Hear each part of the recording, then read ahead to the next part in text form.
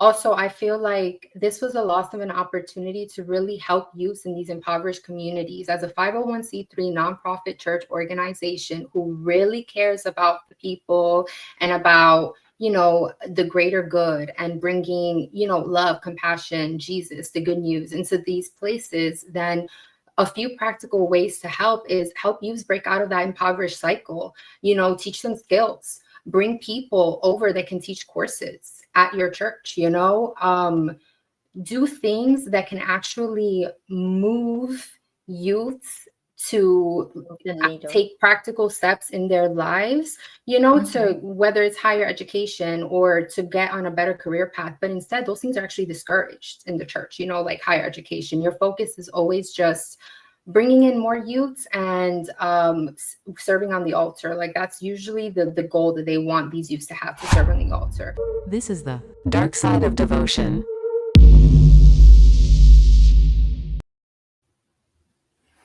Hey, everybody, welcome to the Dark Side of Devotion podcast, where we break down the mind control and some tactics behind high demand religious organizations. We're focusing specifically on the Universal Church, since myself and the other two co hosts are survivors from the Universal Church.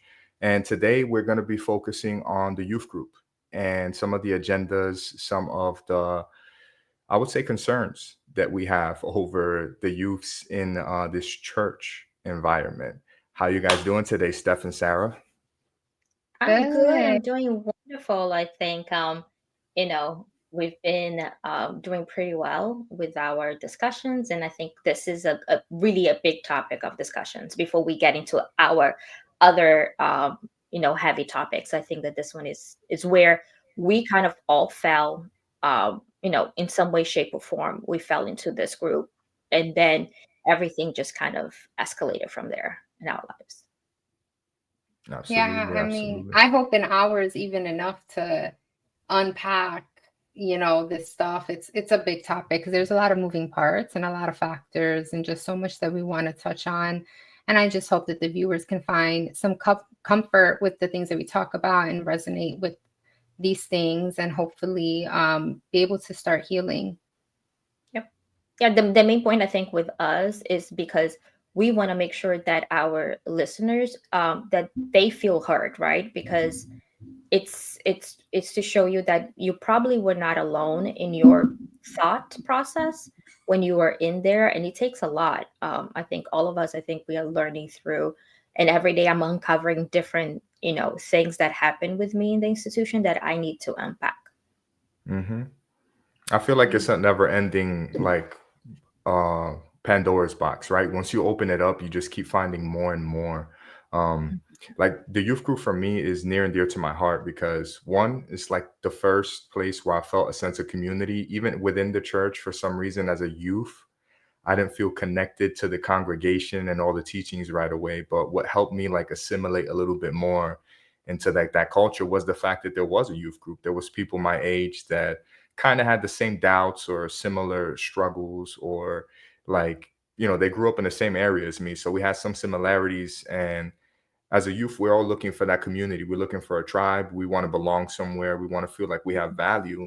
And Yeah. um they do a good job at kind of painting that picture inside the Yeah. church, like the youth group is that. Yeah. And it is for a lot of people. I will say it was for me, but I feel there's a lot more there to unpack than meets the eye for most people. Yeah, and I think that going back to what you just mentioned, right? We are in that stage of our lives. We are going through, self-discovery because, like, when we are toddlers, we viewed our parents as kind of like the role models, right? And when we reach a certain age group, like around 10, 12, 13 years old, we start to look externally for our mentors, right? More people to look up to. So we are no longer looking at our parents as superheroes. We are now looking at externally. And then when you have a group that it's a youth power, that they label it as a youth power group, it's a place where you find your sense of purpose. I would feel like I felt like I had a sense of purpose, like I belonged somewhere. I did. There were people also my age, so I didn't feel left out.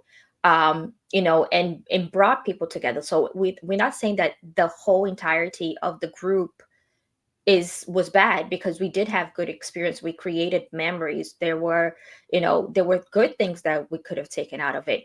And the danger is that because it gives you a sense of purpose, and you now have all these mentors that is constantly grooming you in a particular direction to go in life, you don't have time, or you don't have the tools necessary in order to process all of that is being thrown out at you. Mm-hmm. Absolutely. I want to explain something out there for the viewers that might not be 100% familiar. So in the Universal Church, it's not like your typical church where they go out and hire pastors, or where the pastors go the traditional route of going to school, studying, going to seminary and becoming an ordained pastor. They raise their pastors and their servants from within the congregation, and they have almost an age cutoff. It's like an unspoken rule, right? They want them to be as young as possible and dedicate what they would call the best parts, or the first fruits of their life in service to God, right? So they sounds great on paper. um you're giving your youthfulness, or your best years, right? Your best foot forward for God. And they kind of get these youths from the youth group, from the church congregation. They help them with their problems, and they start teaching them that those who are saved save others. So you went through the journey you went through as an individual, so that you could overcome it and use your testimony to inspire other youths that are still suffering, and you continue to expand that and grow and share your truth. And that's kind of like how they get pastors, these young guys, to volunteer as missionaries, get sent across the world.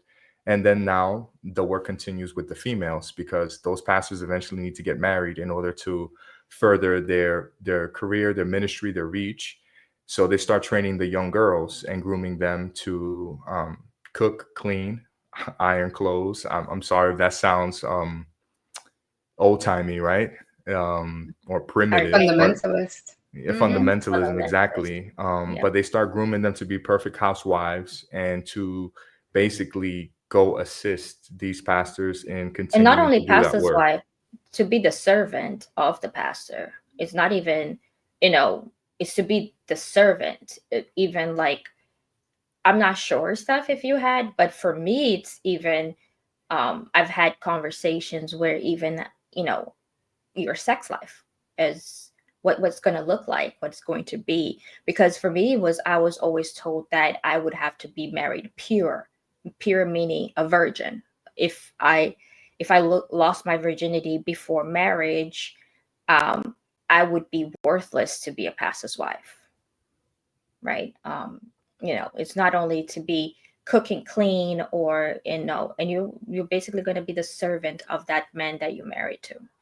Hmm. And then so they start training you to have like that servant mentality, right?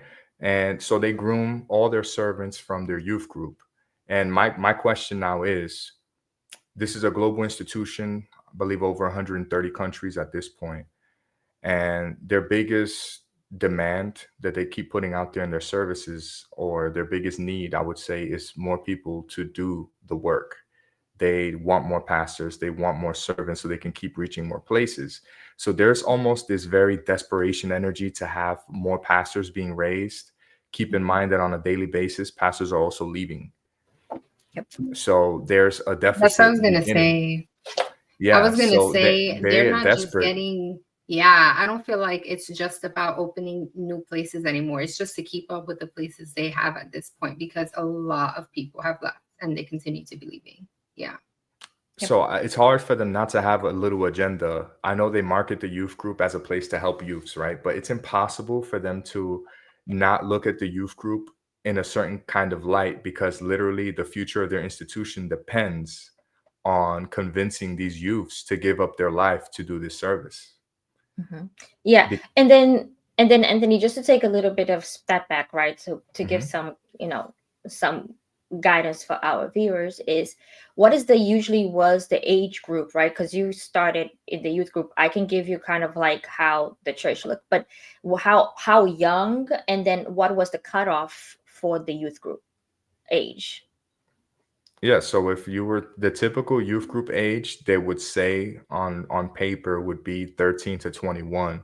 But we all know that it's very common for you to see like the very faithful members or assistants kids that are 10, 11, 12 already in the youth group, as well as people that are in their mid to late 30s that just never grew up, and they're highly encouraged to be a part of that mix in order to fill the numbers, right? And keep the Exactly. enthusiasm going. Yep. Yeah. So for our viewers is we the church goes through categories, right? They have the Bible school, which is like for kids, babies until you are kind of like around 8 or 9. And then when you're 9 year old, now they created like in recent years the preteen as well. So then you're around like 9 years old until you're like 12 years old.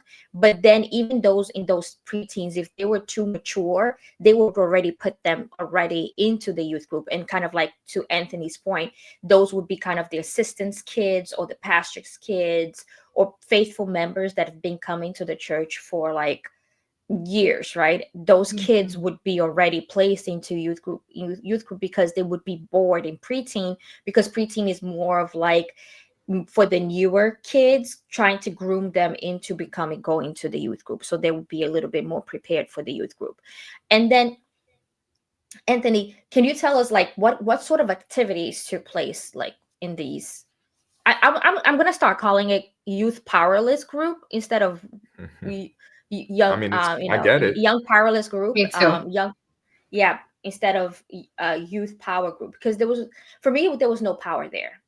There was no incentive, I mean from my point of view, right? There was no incentive, there was no guidance at all. It was just basically, you know, going out to evangelize and bring more teens, or you were doing, at least for me, when I did the few years that I did, I was basically dancing at a mall to raise money.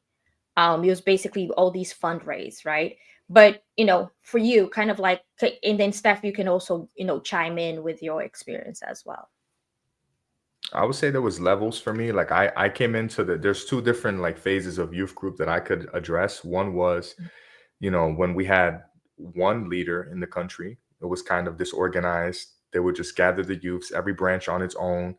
Sometimes, if you had a very dedicated pastor or an assistant that was in charge of the youth group that really cared, there'd be programs, in the sense that there would be some kind of support, there would be some kind of structure. But for the most part, everybody was on their own. So we would get a youth group meeting might look like 12 people ranging from the ages of 10 to 32, which you know how much those people have in common, right? So we were just sitting around, told to dance or sing or jump around for points, right?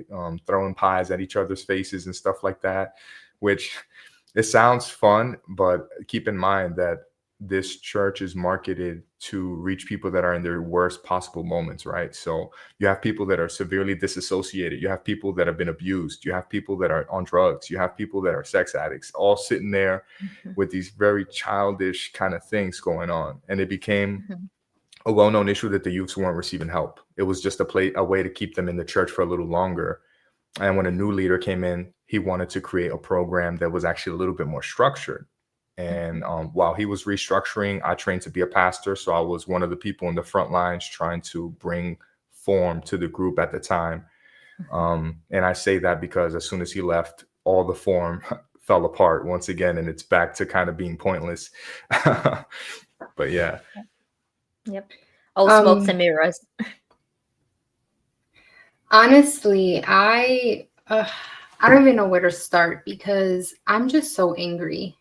I'm so angry at like youth group was such an opportunity to really actually help youths, and it was such a loss of that opportunity because the church did nothing and does nothing to really, really help youth in the nitty gritty of it, like in practical ways, What are some of the And practical ways, I would say? Because like I just want to understand, like, I one thing I want to let our viewers know is what was the like Anthony already went on and said the activities that went on, right? There was like almost like just playful, like we're just playing around for most part, but there was no sustenance saying like what college you're going to go to, like what are the issues you have at home that we can assist you with?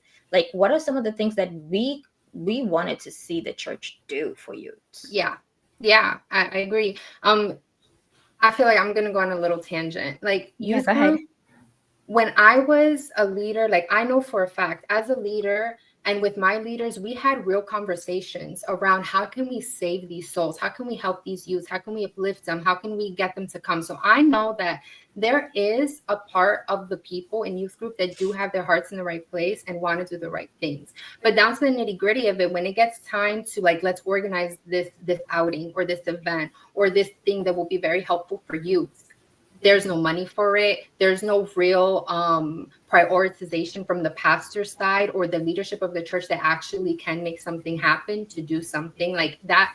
The actual, real care, when it came down to actually getting stuff done, things will always get taken away, Also, I feel like this was a loss of an opportunity to really help youth in these impoverished communities. As a 501c3 nonprofit church organization who really cares about the people and about, the greater good and bringing, love, compassion, Jesus, the good news into these places, then a few practical ways to help is help youth break out of that impoverished cycle, teach them skills, bring people over that can teach courses at your church, do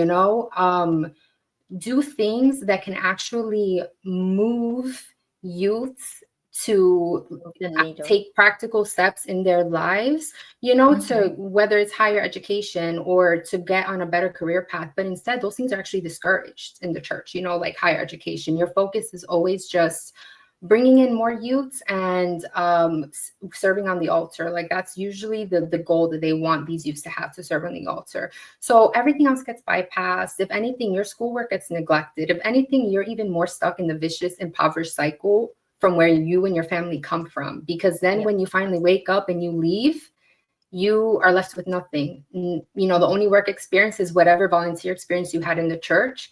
And you probably didn't finish high school. Many didn't finish high school.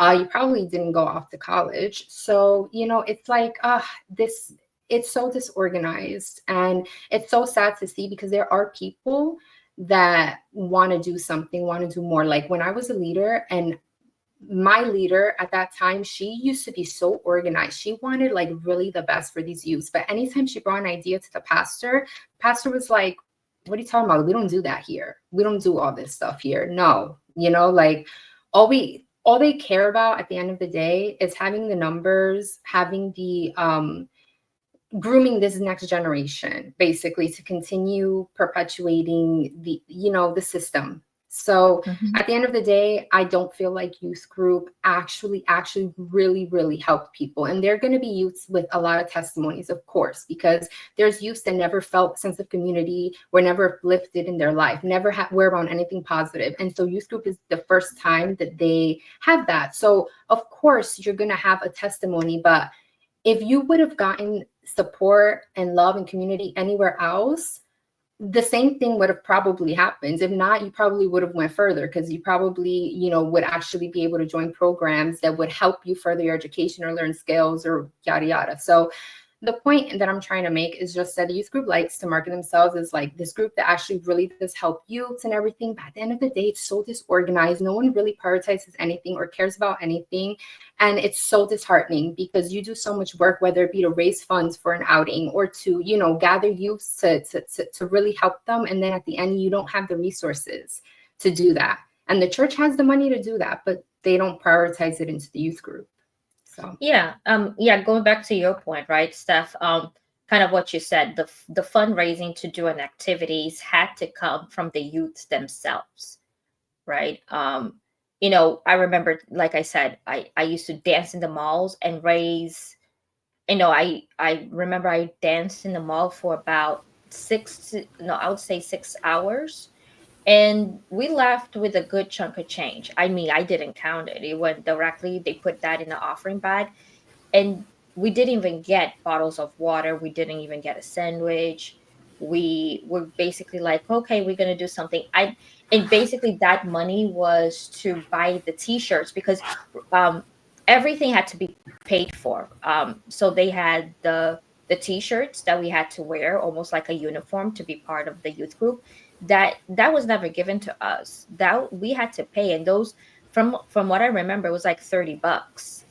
Like, was $30, and we only got like one t-shirt that we would wash it, or not even wash it, probably spray it out to wear it the next day, right? Because we just couldn't afford getting a second one. And I'm saying, like, we couldn't afford it. I couldn't afford it either. I didn't even have a good paying job to do it.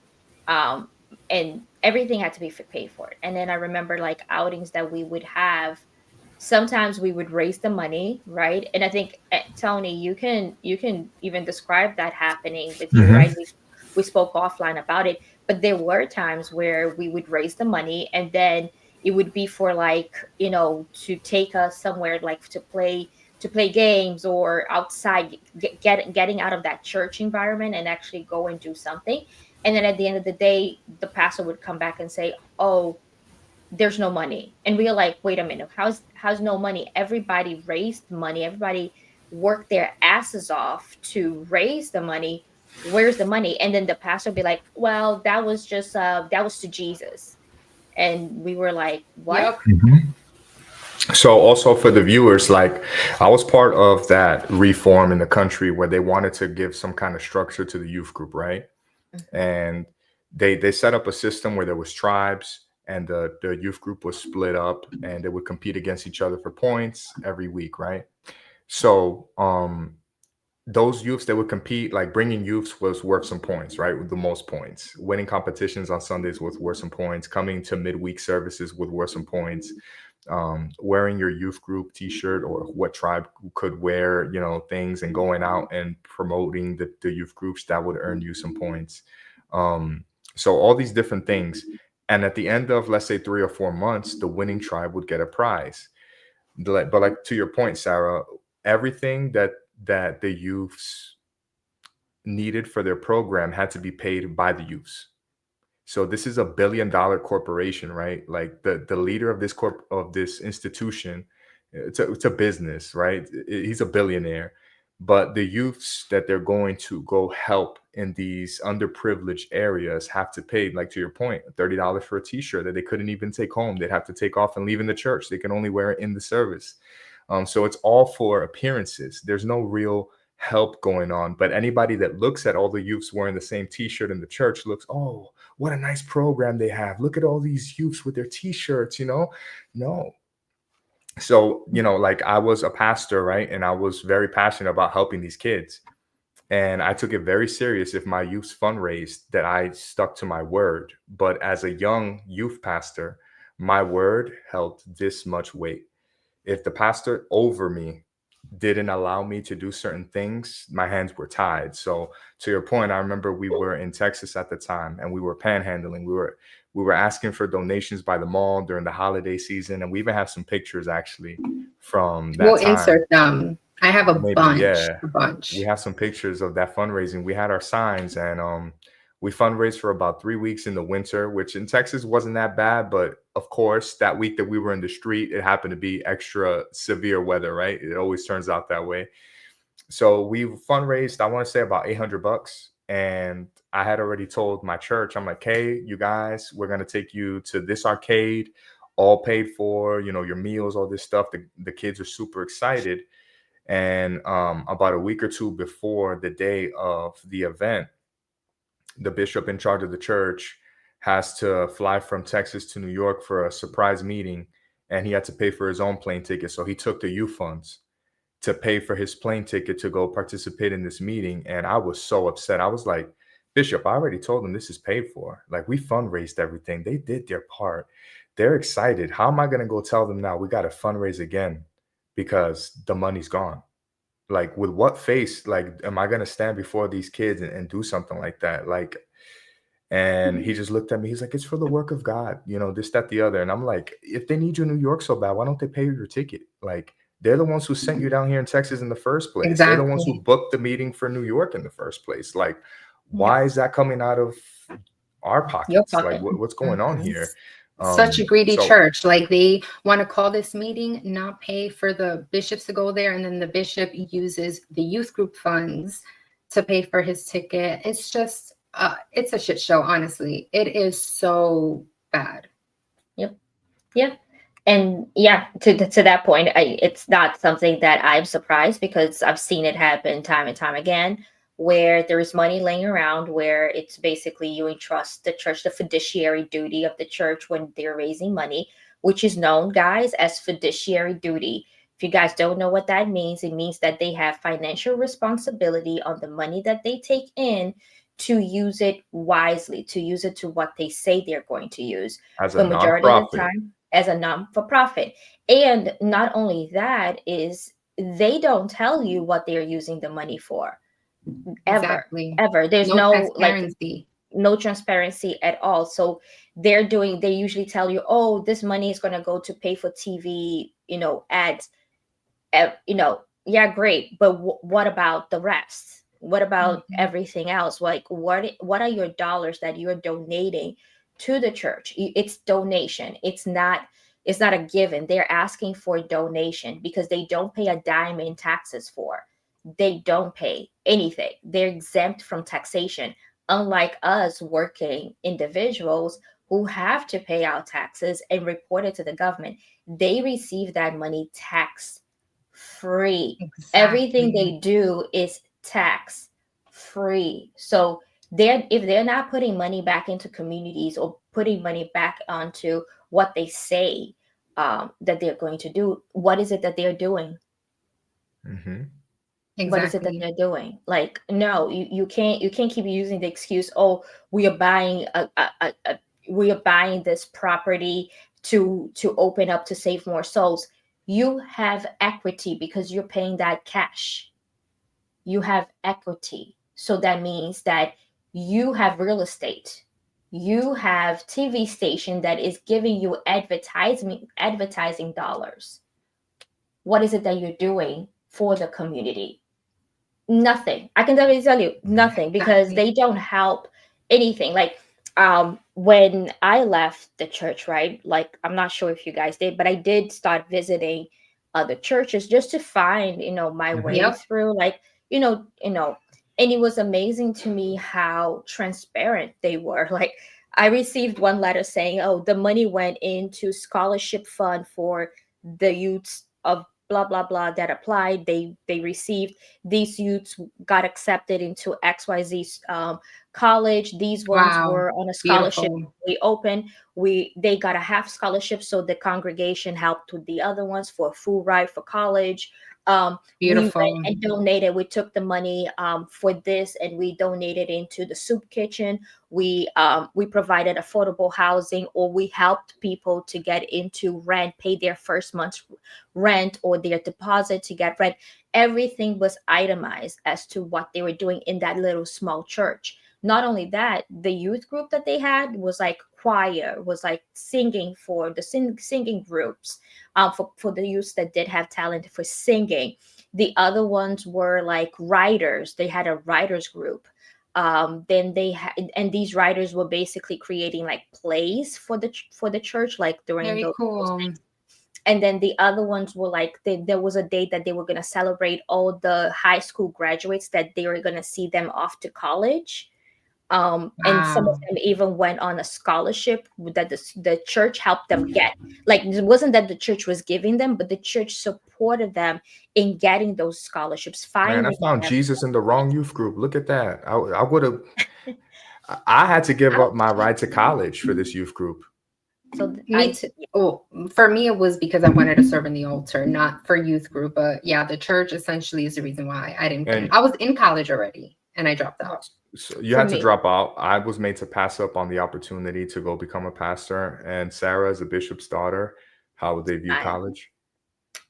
college was not something that was in my future. I did want to go to college. I did a I finished high school here as a salutatorian, so second in my class. So I did receive Nice. some I did receive money for to pay for a couple of, like, probably semesters in school. But for me was the reason why I didn't go. So I was also working part time in this clinic as well while I was going through high school. And my boss was like, you got to go to college. My boss was like, you have to. And then I explained to him, like, well, my parents never saved any money for college, because my parents was like, no, you just finish high school is because you're required by law to finish high school, but college is not required by law for you to go. Is an option, right? I had done my SATs. I had done, and I was kind of like praying, like, God, give me a sign that you wanted me to go to college. My boss said, well, if you go to community school, like a community college, this was like at that time was hostels, because it was in the Bronx. He goes, I'll pay for your 2 years. And then once you finish that, and if you needed to finish, your bachelor's degree, I will also, find people that will be able to pay for your scholarship there. So my boss was offering to pay my full ride through college for me to go to college. Wow. At that time, my brother was 19 years old. He wanted to get married, right, to his now wife, and he was working in the studio of the church. I used to go to the studio as a youth volunteer, right? And that was the only time I also used to get to spend time with my brother. So I was just there, like, helping him out, but he was doing like the editing, sitting on the island, putting the live programs after having worked the entire day as an auxiliary pastor. Then he had to stay until like 1 a.m. for the live program. So he used to get up at probably at 3 a.m. and only go to sleep at 1 a.m. So he was only surviving on 2 hours sleep. And then when the service finished like around 7 p.m., my brother used to be like, hey, Sarah, he used to give me kind of like the tasks on what to do in the studio. And I used to say, hey, just go to sleep. To go take a nap for like 3 hours, go get something. I will handle it. And my brother used to leave the studio all up to me, right? And I used to prepare the testimonies, prepare everything. So by the time the live program came, my brother only used to show up basically just to, say that he was doing the work. But this particular bishop told him that if he couldn't find himself a replacement to stay in his place in the studio, that he wouldn't be able to get married. Oh my Who held God. he held that over his head. So my brother came to me begging, like, hey, Sarah, can you take the job that I do now in the studio, like full time? And that's how I left college behind, because I was also in that mentality, like, oh, this is an opportunity to do the work of God, to further the work of God, right? And all the while I was also praying for God to open the door for me to go to college. So the mind control there was like, no, this is more important than Exactly. going to seeing yourself through college. And my boss was like highly disappointed, because he was like, look, the studio, they're gonna find someone else to do that. This is a one in a lifetime opportunity, like, don't throw it away. And I threw it all away, to go, and as a youth, and this is me from a youth perspective, right? I'm gonna further the work of God here. And I stayed working in that studio for about 5 years, unpaid. And Work. Oh my now, God. to that point, like I want to like have the viewers think for a second. If this institution was really passionate about helping people and loved just helping people, right? They weren't in it for themselves. What pastor, what man of God would allow a teenager who just got an opportunity at a free ride to college to pass that up to go edit for them in the studio, when they could just they can pay an employee to do that. They didn't need to have a youth lose their whole future to do that job. So this is the thing. These are the things where you start to see real intentions. And there's a saying that I heard recently that spoke volumes to me. It says, "Show me how you do one thing, and I'll show you how you do everything." So if you see how they treat their youths, right, the future of their institution, their future members, the future pastors, wives, servants, just some youths, kids in general, is something I think any human being should look out for by default, even if they're not your kids, right? These are helpless human beings that are still in the process of learning life, right? They need all the protection and guidance that we can give them. But these are leaders that are in place there to help, but these are the choices they make. Like, where's their intention? Once again, they were more concerned about filling a role in their church than really giving back to the community, than really giving back to to these kids, right? To Sarah in this case. And in my own case as well, like my principal, she told me, you have a brilliant mind. I know you want to be a pastor. I will pay. She told me, I will pay for you to go to seminary school. You go get the doctrine and then go do that missionary work. But just in case, just have your education. And this is going to help you save more souls long run. You'll be able to speak better. You'll be able to reach people that other people that don't have an education have a tough time reaching. Like she put it out there the way she should have. If you really care about this, educate yourself so you can do the best job that you can. And I had to pass that up because that rush of no, if while you're wasting 4 years in college, you could have been doing this, giving out these newspapers for the past 4 years. People are dying, people are, souls are being lost. Meanwhile, you're in school. Forget that. You need to come do this now. And that may not be everybody's reality, right? Maybe you have a level-headed pastor in your city, in your state, in your country. If you happen to be hearing us and you're a current member and you're like, that's not my experience. Understand that they didn't get all these kids to go do this through normal means. It's high pressure, high demand, high manipulation. You don't even realize you're being coerced to love something that doesn't benefit you until years later, if you ever wake up at all. Yep. And also, like, Steph, go ahead.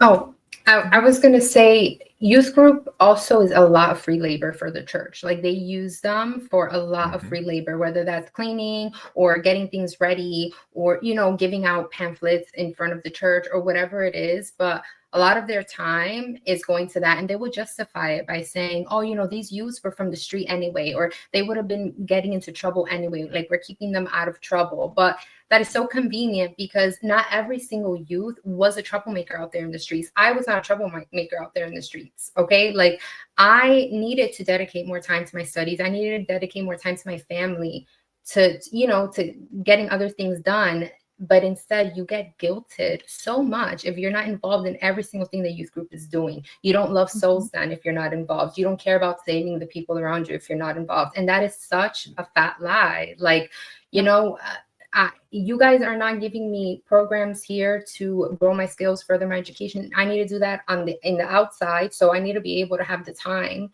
to do that and not be gaslighted into, thinking that, oh, I just don't love souls enough, or I'm not doing my part as the youth for God, Yeah. And then going back to your point, right, Steph? So for me was my dad, my parents actually didn't want me to do any extracurricular activities in school at all. Like anything that was extracurricular, my parents would decline, like sports, choir, what do you call it? The chess club, newspaper club, all of these little things that would help you kind of learn how to navigate different things, like student body, decline. It's But also the life minute, experience, right? yeah, Like it's you life get to meet experience. different people. Yeah, you get to meet different people. You get to build different skill sets. You learn how to public speak on one, learn how to write on the other. But one thing is, my parents were very quick to approve me spending the entire night inside of the church for a youth group night vigil. That was okay as an extracurricular. Another extracurricular was me dancing in the mall to raise money, to go, quote unquote, buy t-shirts that at the end of the day I still had to pay another $30 to buy it. That was okay, but it wasn't okay to do those extracurricular in school. And to Tony's point, right, when you said, like, going to college, I'm sure that when your teacher or when your principal said to you, like, oh, I'll pay for this, quickly, I'm not sure, you can tell me if I'm wrong, but you were already instructed that would have been the devil.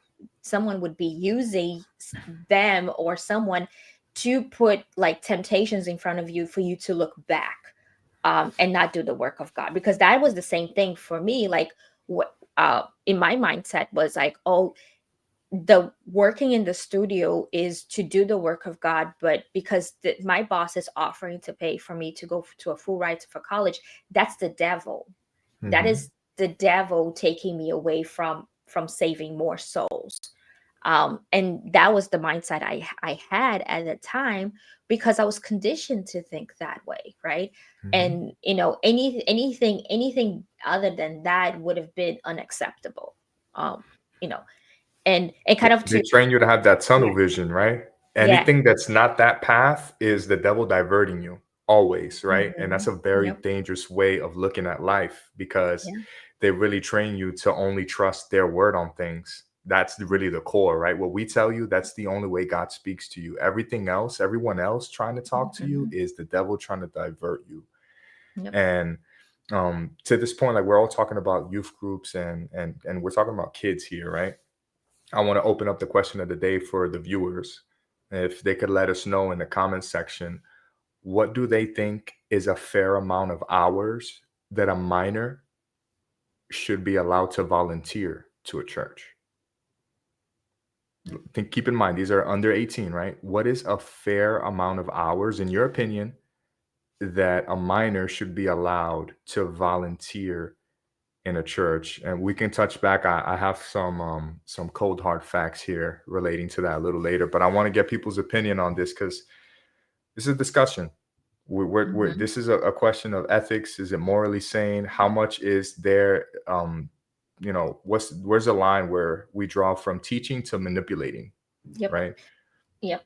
And then I mean, I'm going to give my opinion, right? So I now volunteer, truly volunteer, for an organization called New York Cares. You guys can look it up. It's a non-for-profit, true non-for-profit, and I get to choose what I want to do and how many hours I want to dedicate to that. There is no like so I Obligation. dedicate about no obligation at all.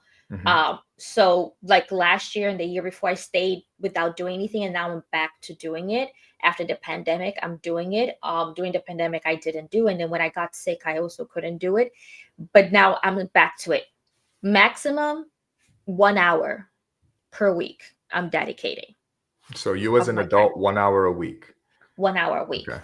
and my own time, like, so I can pick Saturday or Monday and pick wherever I want to go, drive there. Sometimes I am actually picking up food from the food pantry and going to an elderly house, dropping it off to someone in need, meeting with them, giving them the food. At times I am volunteering at the food I'm at the place where they give foods for the homeless, Food um banks. the food banks. Hmm. Then at times I'm actually going to a public school to help kids with that want to do like more activities like weight loss, helping them play sports and getting to sports as well. Then at times I'm helping with social civics, like helping people fill out their citizenship application because English is their second language. That's um, nice. Helping Giving them back to the study for them. community. Yeah, give Yeah. back to the community. The other times I'm teaching kids that just came from another country how to to learn English, helping teens with SATs, Nice. study for the SATs. Those are kind of the things that I'm doing, right? And Hmm. I can definitely tell you, like, I get nothing. Like, I don't get 1 cent of from that volunteer. I just dedicate my time, and that is my payment to Hmm. myself, because after I do that, I feel like I have won $1 million. Oh, Now, I have a That question feeling for that I you, have. because people that like with the youths, right? When we receive help, right? And like for me, somebody that's still in there, they might look at me talking about the youth group and be like, "You're ungrateful because we helped you when you needed help, and now you're not with us anymore, and now you're not helping us anymore." Those kids that you help to learn English, you volunteer an hour of your day. 10 years from now, do they have the right to tell you, you only gave us 1 hour of your time, and because of you I don't speak great English anymore? And it's, what I'm trying to say. So with Yep. the church, they tried to leverage the fact that they did what they said they were there to do, which is to lead you to God. They use that against you. Like, I thought you were Guilt here trip for the you. souls. So if it's not about you, so you shouldn't feel any type of way about what my choices are, whether I stay loyal to you guys or move on. Your point was to lead me to God, which you did. So you should be happy. there should be no hard feelings here, right? The Because if this is gaslighting. really your intention of just helping people and that's what you live to do, then this was just a natural part of the process, right? Like if I go to the doctor healed me, right? He took care of me, then that's him doing his job. The church is there to help people. And once they're better, if they decide that they want to do XYZ, that's on them. It's not for the church to dictate about gratefulness or not, because gratefulness to an institution versus God is two different things. But they can't tell the difference between the two because Yeah. it's so intertwined, their intentions, right? And I don't know if you have something to say. No, the one thing I would say, it's actually the reverse, right? So I volunteer to teach someone how to speak English. I don't go back to them and say the reason why what you're speaking, the English that you're speaking, is because of me. Yeah. No, no. I love when they're coming back to me and saying, "Hey, you gave me these pointers. I was able to hold a full conversation, and I was able to understand." I love when I see them again the following week, or sometimes I don't even see them the following week because I volunteer to different things. Sometimes I come to see them like 3 months later. Sometimes they have left the program to actually they succeeded in it, and at times they are just like for example, I had this 68-year-old grandma. I call her grandma because but she's still very young.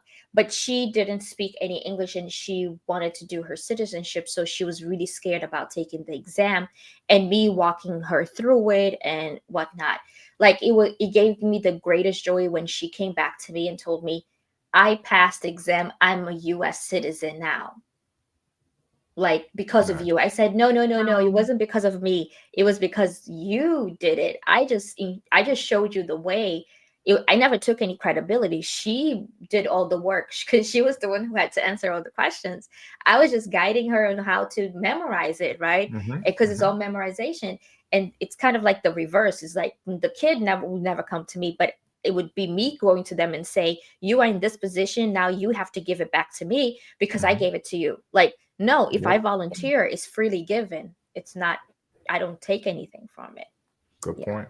Yeah, I know my time volunteering and helping our youth group, I washed my hands. I know that I did my best. I know that I did my part. And I know that I didn't compromise my integrity when I was doing it, because all the people on top of me cared about were like numbers and these silly little competitions and, putting the color ribbon of your tribe on this youth. And youths would even get into fights because they're like, "No, I brought that youth. That youth needs to be in my tribe. No, she was my friend first. She goes to my tribe." Like all of this idiocy and everything, but no real actual like help for these youths. No, like maybe like creating some sort of program where you can have a licensed therapist come and speak to youths, or a coach, some sort of coach that can guide them through the next steps of what to look at career wise, or how to plan out their life ahead, like something like that.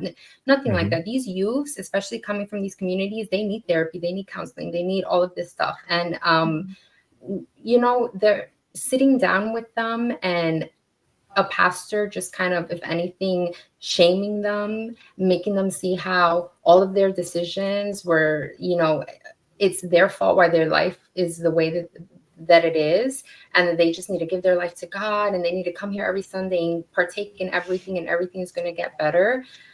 That's just like putting a Band-Aid and just like is making the youth so busy they can't even process or focus on the things wrong in their life, and they're just focusing on the church and their cause. But the thing is that later on it's going to catch up to you. The things you don't process and unpack. Trust me, I'm unpacking things now that I was going through 14, 15, 16 years old, which was when my light just shut off, sorry. But when I was in that period of time that I was in church, I bypassed and I didn't unpack. I didn't process the stuff that I went through.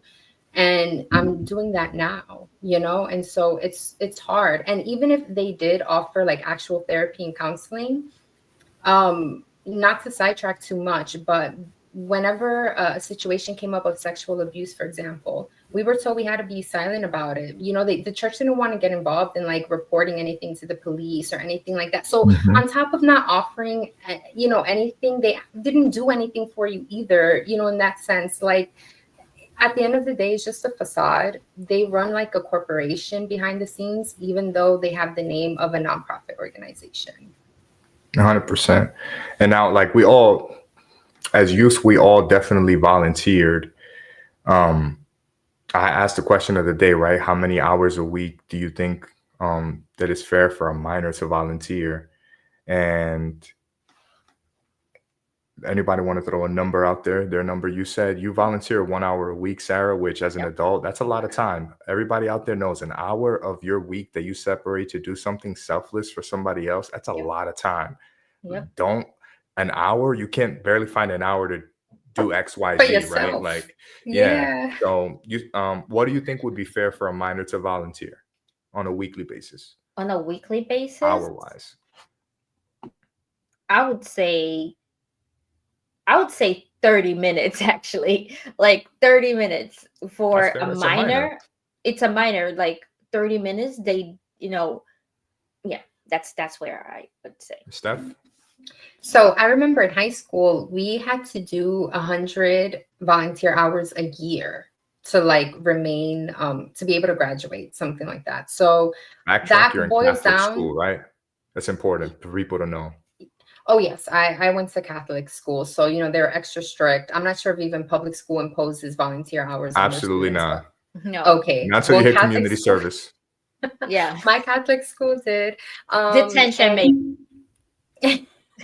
So I guess 100 hours in a year boils down to like what, roughly 2 hours a 1 week, hour. or a little 1 less hour than and 2 hours. 1 hour 92. Yeah, 1 I'm hour gonna go 90. with an About hour 2 a week. hours a I think week. an hour a Yeah. week is reasonable Okay. because you know Mhm. youths, you know, they got out of school at 2 p.m. and not every day they got something to do. They can volunteer for 1 hour a week. Gotcha. Well, I know that I would in the Universal Church from Saturdays. I'm just gonna say Saturday. Forget the other days of the week, right? Why are you guys Forget laughing? about Hold it. on. So Saturdays was the day before Sunday, as every other week. Like 12 But With hours. Shabbat. it was the evangelism day, right? It's the day that everybody's out in the streets working hard to bring people the next day for church, right? And also preparing materials for the next day. So I Mhm. probably arrive in the church maybe 9 a.m. and I probably leave around 9 p.m. So that's a 12-hour shift right there. No Jesus. food, no water, Mhm. no, hey, you okay? No, can you do this? A lot of the times it's like I was trying to leave. I remember trying to leave and having the pastor say, no, we got to finish this. No, you got to stay, this, that, the Oh other. my God. And they're not asking, they're demanding. This is not volunteer work. But I remember Yep. Saturdays, bare minimum was a 12-hour shift. Sunday, pretty similar. So just in the weekend, you're doing a full 24 hours worth of volunteering, if you want to put it that way. Yeah. Oh my And my question is, God. and that pastor that it basically pressures you to stay there. Where was he? Where were they? Like they're never there doing the work with you. Mm-mm. And just I pulled up real quick the New York and California labor laws for minors, just for context. And while they're getting paid, I'm talking about like minors getting paid, not volunteering. They are saying that one, they shouldn't work more than 4 hours on a school day, or in this 4 case, hours on a school volunteer. day. No more than Mhm. 4 hours of volunteering on a school day, and no more than 8 hours on a non-school day. And this Okay. is Oh, both whoa, for that's a New lot. York That's and California, but still, you But shouldn't that's do more but than that's 8 if you hours worth of if you're working volunteering if for you're a minor. remuneration. That would be if you're getting paid, right? And these kids aren't even getting paid. Like they're even Yeah. saying, even if we're earning money, they shouldn't be more than this much. But if you're not earning money, you really should not, because as a youth, you're still developing. There's a lot of skills. There's a lot of things that you need to pick up. You need to, schooling is important. Just your relationship skills, right? If you are just focusing on one thing, you're automatically neglecting a bunch of others. That's just Yep. how it works.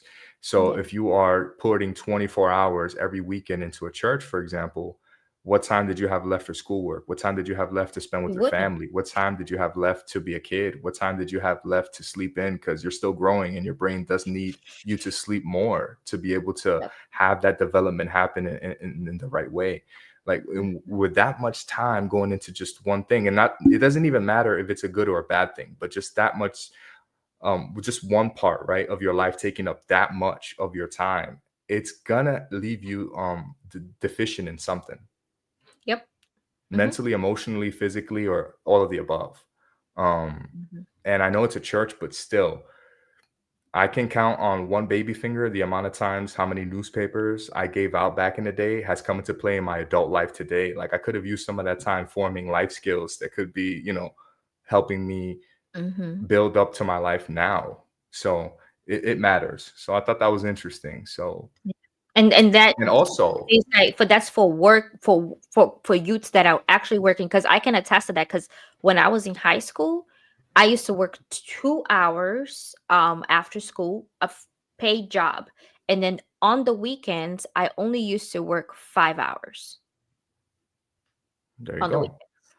And also, I forgot to mention this part. This is a big issue, or maybe I might be a bit surprised to some people. Labor laws dictate that no work should be done during school hours, which many times pastors would have youths in the church during school days, during school hours. They would cutting be school. hanging out in the church, cutting school Yep. to give out newspapers. They're preparing to become a pastor. I know a lot of kids in high school. They would go to school once or twice a week because they spend all their time in the church. I was one of those kids. I would cut a lot of school to be volunteering in church as a minor. So it clearly dictates kids should not be working or volunteering during school hours. It is illegal. And yet, if a group of minors showed up to the church in any of these places, the pastor would be like, great, let's put them to work. Mm-hmm. I He's was not going to ask concerned. Anthony. So, like a pastor, whenever you came and it was early on a weekday, they never questioned you, like, "Hey, shouldn't you be in school?" Or would they like reprimand you for cutting school to be there? No, they'd be like, oh, you're here? Okay, great. And then on to the next task, whether it be preparing something or watching the church. I'll play security a lot. So they go upstairs to their office and they'd be like, hey, call me down if somebody comes in, So I was security guard or whatever they need. Yep. That's what I And I'm hate. gonna Like, throw I'm gonna throw something right there for you guys. So right now the church has a few minors that are currently as training auxiliaries, right? So for I know this for a fact. They are basically quote unquote homeschooled. So they are not going to any school at all. they're No not school. getting homeschooled. So they're basically, and the church doesn't have a tutor, like someone that is actually making sure that they're doing the work. They do whatever time they sit down there and they joke around. They're not doing it. So these, like, my brother never finished school. My own brother right now, he has been working towards his GED, like off hours, and it's not like doing his GED so he can get a high school diploma. He doesn't have. My father never finished school. Yeah. And it My was because he left to my do mom this was the work at yeah, 13. yeah. And my mom did finish school. um she did do like a semester of college. She was actually studying to become a dentist. But my dad, no, Wow. never finished school. My brother never finished school. Mhm. So this can tell you a lot. Like, they don't care. And my brother was doing work for the church all those hours or more, because he was living in the church. These kids are actually living in the church, and they're actually instructed by the church that if someone comes in questioning if they should be in school, they have the whole spiel to tell that person if someone ever comes to investigate them. So, and sometimes they are aware that they're going to come investigate. Sometimes if they know that they're going to get investigated, those boys get moved to another branch altogether to go into hiding, so that the inspector looks and, oh, there's nothing here, and then they disappear and then they come back. That is maddening. That's so frustrating. They think they're so above the law. I can't wait until the law catches up to them because I can't. It's crazy. Mm-hmm. And Yeah, it brings me I back mean, to like the neglect of these young guys once again. So I would say out of every 10 guys that leaves to do this work, I would say at least 8 of them are going to give up at some point. About 80% of the guys who start that work leave, right? So the fact that you're stopping, all these young guys from having anything to fall back on, from being able to take care of their families, from being able to develop any skill set to go do this work, knowing that a majority of them will not make it, right? And it's in your power to change how you've been doing things for the past 30, 40 years, and you still keep it that way because it keeps them more dependent on the institution and less likely to leave. That's really the concern there. They don't, yep, they don't even, I don't think they have a problem with education until the point that it disrupts how easily they can manipulate people. Their issue with education is not even education, is the fact that it's harder for you to fall in line if you have a brain that's critically critical thinking, thinking. right? Mm-hmm. So, they're ruining these countless lives, and they know that for a fact because once these Mm-hmm. guys leave, they have to start from scratch. A lot of the times they've already cut off their family so that they Yep. could focus on this missionary work. They left school, they have no work experience, straight out of school, straight into missionary work. They don't know how to build a resume. The only lingo they have in their mind now is the church's lingo, right? Yep. They're crippled as a human being and they have to reintegrate into society. I liken Yep. it to like somebody who just got out of jail. Like when I left as a pastor, as an adult, I had to reintegrate into, society. I had to learn how to stop viewing people as projects. I had to learn you know, how to stop being Mr. Nice Guy because I was acting like a pastor everywhere. That was my identity. That wasn't just a position, right? So I had to learn how to Mhm. have boundaries. I had to learn how to stop giving so much because I was dropping everything at the a drop of a pin to help somebody because I had that savior complex. I have to be the one to save everybody. Like the whole world was on my shoulders, and that's a part of the things that when pastors leave or these young guys leave, they struggle with those feelings and those thoughts, and there's nothing being done about it. And this is why we're doing this kind of show, at least for myself. Like I Yep. care about those guys because they're going through so much that they can't talk about. And if they do go back home, oftentimes they can't talk to their family about it because they don't want to discourage their faith, or they're taught not to weaken other people's faith by bad mouthing, or they're looked at as demon possessed after leaving because they rebelled against the church. They didn't want to save souls anymore. They're villainized. It's rough to be in those shoes, and a lot of the times they don't even go back to the church because it becomes so toxic, right? It's Yep. And I know some guys that have left and they hate the church now. mhm. They hate, like, when we started this podcast, I'm not about you, but a lot of people DM'd me and said how proud they are of us of speaking up about this. And these were guys that I knew that they had gone into the ministry to do the ministry. um and it pains me to see how much hate and how much animosity they carry around. And it's good for us to give them a voice, so to speak, right? To say, hey, you're not Yeah. alone. We went through all of these too, and we were ashamed of speaking up about it for a very long time. Like, for me, it was like when I started speaking up about it, when I decided to start this with you guys, to start speaking about it. There was a sense of like, am I being kind of ungrateful for all that the Oh church did yeah. for me? Am I being like, that sense of, what are they going to think about me? What are they going to, if this gets back to my dad, to get back to my brother? But at the end of the day, is I lived through that. It was their decision. It was my dad's decision. It was my mom's decision, my brother's decision to become a pastor. I don't live in their heads, but for me, it was my decision to leave. And I really was really scared when I left, because I had so many misconceptions. All these things got put into my head where, you now, going to the world, the devil's going to get you. And I had to kind of work on myself, and then build myself from the ground up, kind of like you. Anthony, like reintegrating into society. Well, actually, not even reintegrating, because I never had been in there. It was almost like I was born again, like almost like being a baby, like learning how to walk, learning how to talk, learning how to, be around people that was put into my head that they were demon possessed and they were unbelievers, right? And removing that bias, that unconscious bias that was put into me. Like when I used to hear people cursing, I'm like, oh my God, they're unclean or what and whatnot. And you know, and all of those things. So yeah, kind of like to Steph. Go ahead, Steph. I know you have a lot on your mind too.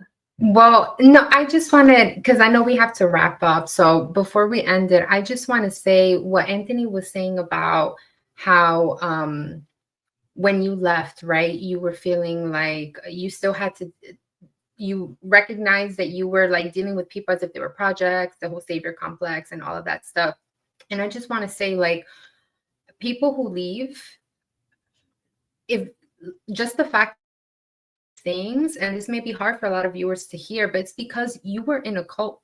You were in a cult-like setting. Like, this is not normal to be cut off of your resources, to have been discouraged from finishing your education, to have cut off family members, to be able to, give more of your time and effort to this cause, to this church's cause. Like, that is cult-like behavior, classic definition. And that's why it's important to see these red flags for what they are and think critically about it. And it's important to seek help. It's important to look to external sources for help, because if you're just looking at the information wherever you are, in that box, it's going to keep you indoctrinated. How are you ever going to come out of this? How will you ever know that you're in the wrong place? Like, realistically, if you're a person that you really do care about your well-being, you really do care about your relationship with God, then you want to make sure that you're serving God in a good place, in the right place. So what harm is there in asking yourself these questions? Did this place impose this stuff on me or these things on me, and start thinking for yourself, because it's not normal to be cut off from your resources like this. And it's not normal to be a youth and to be, treated this way, to be, gaslighted and put to work for hours and hours and hours on ends. It's not right. And, parents that had to deal with seeing their youth doing this, like, I feel for them, because a lot of parents were actually so concerned, would go to the pastor complaining and everything. Like, I don't know why my son or my daughter is here all the time. Like, this is a thing, and it's something that we need to be careful. And even though I already, came out of there, I have my eyes open to red flags. Like, I do not want, to ever get stuck in a system like that ever, ever, ever again. And that's why it's so hard for those of us that left to unpack and process and heal from all this, because it's a fucked up system. Like, I'm not surprised at all that we left fucked up, and I just hope that whoever needs to hear this and is going through this stuff still and still unpacking, I hope that,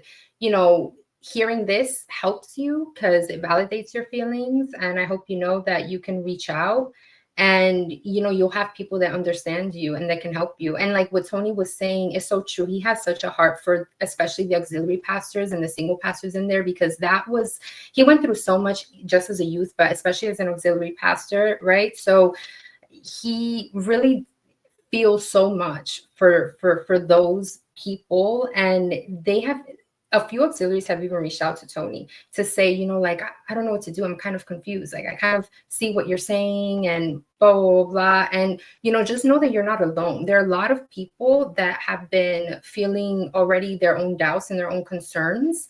You're not alone. So, reach out for help, reach out with your stories, and don't be afraid to take agency back in your life and to, go back out there and do whatever it is that you need to do to get your life back together, because it is possible to rebuild after leaving a cult. It really is. So used to have been stuck there, and that feel like you've gotten left behind, you can still catch up. You can go back to school. You can find a career path. There's so many programs out there from actual nonprofits, and other, organizations that really do help. So many.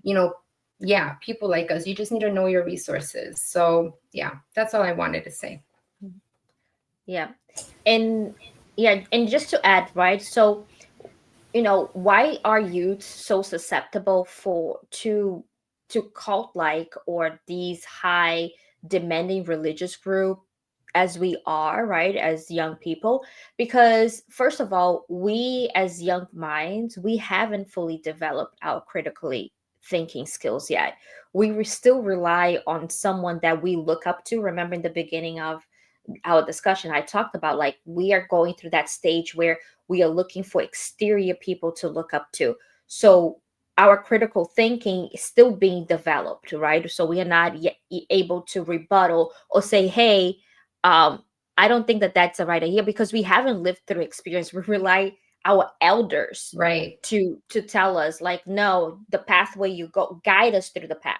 But if our elders is pushing us through cliffs and and darkness, like that's where we're going to lead into, right? And then also because we also have a stronger desire of belonging, of being part of something. We want to have like something to believe in, kind of that, and seek a connection. And then the other one is the changes that we are going through, the hormonal changes that we are going through. Like we are leaving that childlike bubble and going to the preteens where our hormones are changing. We are building more, like we're being attracted to the opposite sex, or even to the same sex, right? Or whatever it is, your sexuality. And you is trying to navigate through all of that, and all of these things being hit at you. And then also we want to have a idealistic mindset. Like we want to make sure that we have ideals, we have desires, we have that we fight for something in the world, right? It's us against the world. We have all of this energy, and we're gonna make a difference, or we're gonna make the things happen. We have all of these ideologies, and that is the danger, because you have this youth that wants to change the world, and then you put into their mind that the way that they're going to change the world is to give up the entire life, the entire desire to save others. But it's not really saving others, it's actually putting money into coffers of of rich people at the Yeah. end of the day. Like because it's not that money, it's not coming back to the community, it's not helping move ahead. It's just basically more and more and more and more, and nothing that you do is good enough, right? So that is just the important things. And that's all I have to like contribute for today. Now, a question that I want to ask Tony and Steph, and then I'll go last, right? If you were to send a letter to yourself when you were part of the YPG group, what message would you send yourself? Wow. That's a tough one. I mean, the first thing that comes to mind is Steph, finish college, finish that school, girl. Do not drop out. Mhm.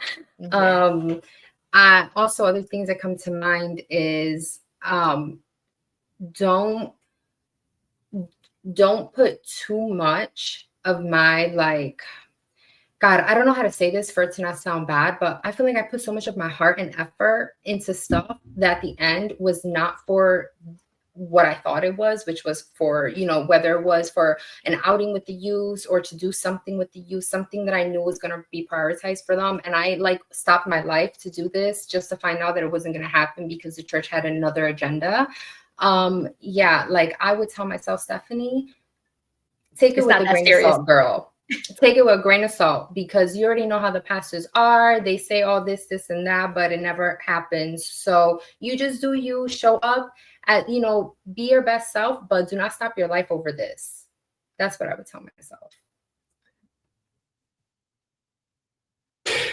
I would tell myself, because I'm an all-in kind of person. It takes me a while to get worked up into something, but once I'm there, there's nothing that can move me from there. So if I was sending a letter to myself, I would tell myself, I know how excited you are to be where you are now, to have community. I know this is all new. I know that you have good intentions, I would just warn myself not to put all my eggs into one basket. That there's just like I went all in on my spiritual life as a kid, there's also a family life. There's also a career life. There's other areas that also need your attention during this very critical phase of your life. So I would just tell myself, check your excitement and make sure that you're not neglecting other very important areas of your life over one thing that has your attention right now, because youth's attention is like the wind, right? Today they're super passionate about, I don't know, UFC. Next week they can't stand it anymore and they're all about rap. Whatever the case may be, right? Like they change personalities every other day. So just I would try to remind myself that even though at this point in my life that is the biggest joy that I've ever felt, that there are a lot of other great joys waiting around the corner. And just to learn how to handle those feelings and still make right decisions rather than letting yourself be swayed by the motions, because that's what it is. It's funny because they preach about not being emotional, but they heavily rely on emotion. They want that pressure to act now. They want that desperation, that urgency. They work on the emotions, and especially with youths that are already prone to not being the best at dealing with emotions, they end up getting the brunt of a lot of the abuse that happens in that place. So that would be what I would focus. And I wanted to put out there as well for any youths that might be watching. I'm not saying stay away from all youth groups, but what I would say is that if your youth group only does things that get you deeper ingrained with the institution and they never broaden your horizon to anything outside of just that institution, that you should be careful, because your youth group should help you to develop into a well-rounded adult, not just somebody that only thinks about that one institution. Okay. Yeah, I think the message that I would send to my youth group self would be, Sarah, it's not that serious. 10 years down the line, you're going to regret this decision. Um, look look at the person who is giving you advice. Look at where they came from and what they have achieved in life. First, before you go follow. That's a good Focus. one. Yeah. So, and I would say focus on being the change you want to see in others, right? Don't focus on trying to change others. Focus on being the change you want to see in others. Those would be kind of Beautiful. the one thing that I would tell myself. And I was just like, because I've often think about what would I tell younger Sarah every day. I'm always having a conversation with younger Sarah and what I could have done more for younger Sarah.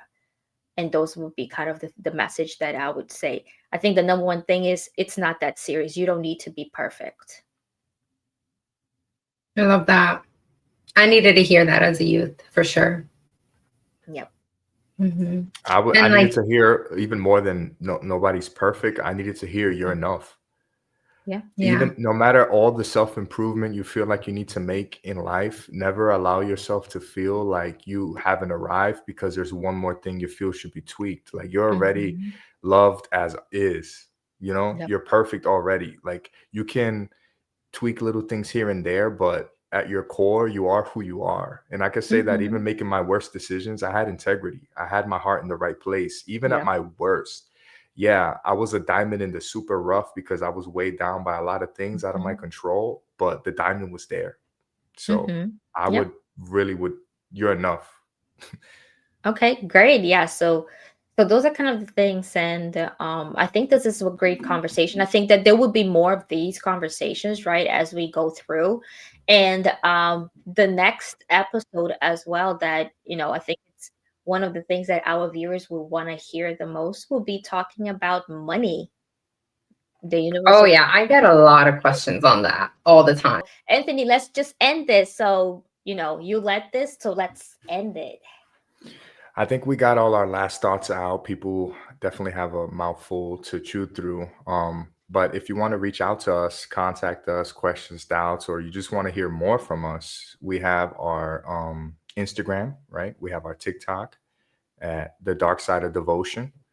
Easy handle, just like the podcast. And we also have our email where you can reach us at the dark side of devotion at gmail.com.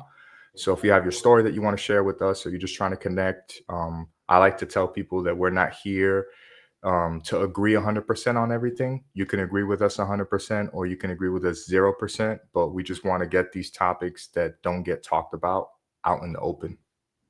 Yep. And then Yeah, just like, one thing. Yeah, go ahead, oh, Steph. sorry. Like at the end of the day, these are our experiences. You know, this was literally stuff that happened to us. So if it wasn't your experience, also keep in mind we come from like a really big metropolis, you know, New York City. And so things are run in these big headquarter cities, things are run a bit more, I don't know the right word, like more disorganized. I guess a lot of things go through the cracks and things like that. There's a lot more pressure. The authoritarian figures are mostly in these types of places. So if you come from more of like a remote church with how, like Tony said, a more level-headed pastor, maybe your experience wasn't like this. Maybe you actually had a great experience. When Tony was the youth pastor and the only pastor like in the church, he was a great youth pastor. Like he really did help the youth there as best to his ability. And I'd like to think I did too, you know, and I know we have a few youths from back in the day that follow us, so maybe they can attest to that. But yeah, ultimately I just want to say that at the end of the day, this was our experience. So I hope that some of you at least resonated with it. I hope we helped validate your feelings, and please reach out, please share this with someone that you know needs to hear it, someone that you think it will really help. Yep. And then just a final note is, if you're watching this through YouTube, thank you so much. So just don't forget to like, subscribe, and hit the bell button for more notifications of when we drop. We drop every single Wednesday, but we are definitely going to continue to bring this content and open up the conversation. Okay. Absolutely. Thank you, everyone, and see you guys next time. Bye. Peace. Bye.